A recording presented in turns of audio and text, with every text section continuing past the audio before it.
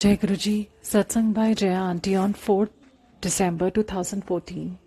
गुरु जी के साथ गुजरे हर पल में हम कुछ ना कुछ सीखते हैं, जिसका एहसास हमें बाद में होता है।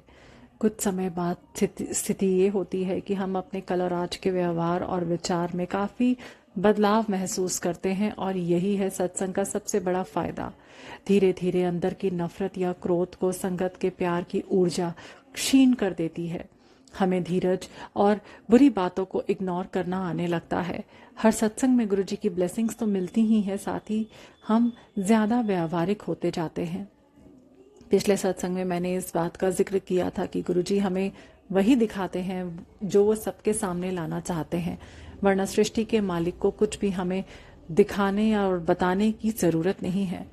यहाँ मैं जो भी लिख रही हूँ वो मेरा अपना अनुभव है। इसे अपने किसी भी घटना के साथ जोड़कर ना देखें। गुरु जी का सबके साथ अलग अलग कनेक्शन है। वो आपको जो भी समझाना चाहते हैं समझा देंगे, क्योंकि उन्हें ही पता है कि किस इंसान की क्या कमजोरी है और क्या ताकत है।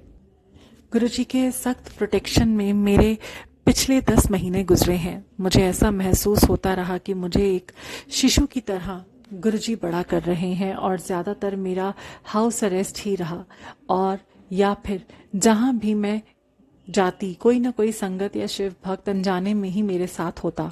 रोजाना होने वाले सत्संग में मुझे रोज एनर्जी दी जाती रही है। उन सत्संगों में कई ऋषि मुनियों के सोल्स की उपस्थिति को भी महसूस किया है, जो मैं आप लोगों के साथ शेयर करती आ रही हूँ। मैंने व मेरे पति को महसूस होता है मुझे वह मेरे पति को महसूस होता है, पर जब गुरुजी की मेहर हुई, रति आंटी उन्हें देख पाती हैं। हम लोगों के साथ सत्संग में बैठे ध्यान अवस्था में गुरुजी के हर सत्संग में हम मनुष्यों के अलावा बहुत अन्य सुपर नेचुरल्स भी वहां मौजूद रहते हैं। इसलिए हम सबको इस बात पर ध्यान देना चाहिए कि हमारी बातचीत या शब्द गुनगुनाने या ताली बजाने से हम आसपास वालों के अलावा उनको भी डिस्टर्ब करते हैं। इंदौर आने के बाद हुई एक घटना जिसे मैंने डिटेल में शेयर किया था कि मेरा शरीर 102, 103 और 92, 93 टेम्परेचर पर भी बिल्कुल अलग से बिहेव किया, जो मेडिकली आश्चर्यजनक है।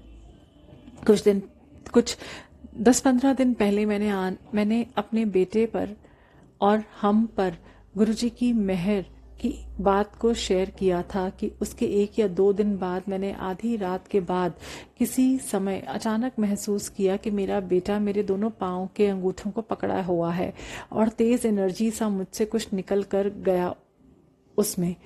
मैंने तुरंत अपने पास सोए बेटे से पूछा कि क्या पकड़े थे। उसने कहा एंटीना। मैंने पूछा क्या हुआ। शॉक। इतना पूछकर हम दोनों सो गए। सुबह मैंने ध्यान दिया कि एक तो वो कभी पैर नहीं पकड़ता है, दूसरा वो भी टोज।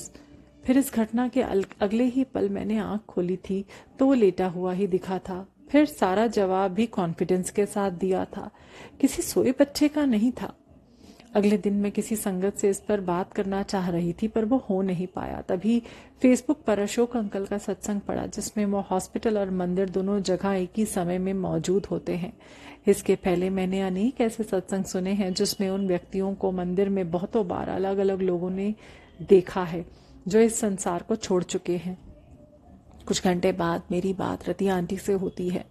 मैं कुछ बताऊं इसके पहले ही वो कहती हैं कि एक बहुत ही विचित्र बात हुई है, उसे सुनो पहले। उन्होंने मुझे मेरे बेटे के साथ मंदिर की सीढ़ियों पर चढ़ते अपनी खुली आंखों से देखा था, जब पिछली रात को बड़े मंदिर में वो सत्संग में बैठी थी। उन्हें बस ये आश्चर्य हो रहा था कि मैं बेटे के कंधे पर हाथ रखकर उसे सपोर्ट दे रही थी। आखिर उसे हुआ क्या था। गुरुजी की लीला। सब कुछ जो हमने देखा या महसूस हुआ सब सही था। पहले अशोक अंकल, फिर रति आंटी से कंफर्म हुआ। दरअसल जब मैंने अपने बेटे का सत्संग शेयर कर रही थी तो मैं डर रही थी कि उसे लोगों की दुआ कम ही मिलेगी। हुआ भी वही। गुरु परिवार के अलावा किसी ने कोई खुशी जाहिर नहीं की, पर मैंने गुरुजी से कहा था कि इतना बड़ा प्रैक्टिकल एग्जाम्पल है ये, किस तरह से आप हमारी हर जरूरत, हमारे बच्चे की जरूरत, सबका ध्यान रखते हो।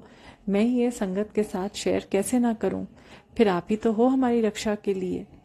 मुझे हमेशा से लगता रहा है कि बड़ा मंदिर गुरुजी की लेबोरेटरी है, जहाँ इतने अद्भुत घटनाओं को इतने सरल ढंग से अंजाम दिया जाता है। जीवन भी, सेहत भी, अब सोल्स को भी, सब हमें मिल जाता है वहाँ बस जाकर। गुरुजी ने उसको मिली सारी नेगेटिविटी के बदले उसे इस तरह से रिचार्ज किया और हमें ये मैसेज दिया कि जब तक हमारे गुरुजी की ब्लेसिंग्स हमारे साथ हैं, हमें कभी भी किसी चीज़ से डरने की ज़रूरत नहीं है। सब पर ऐसे ही मेहर बनाए रखना गुरुजी। जय गुरुजी।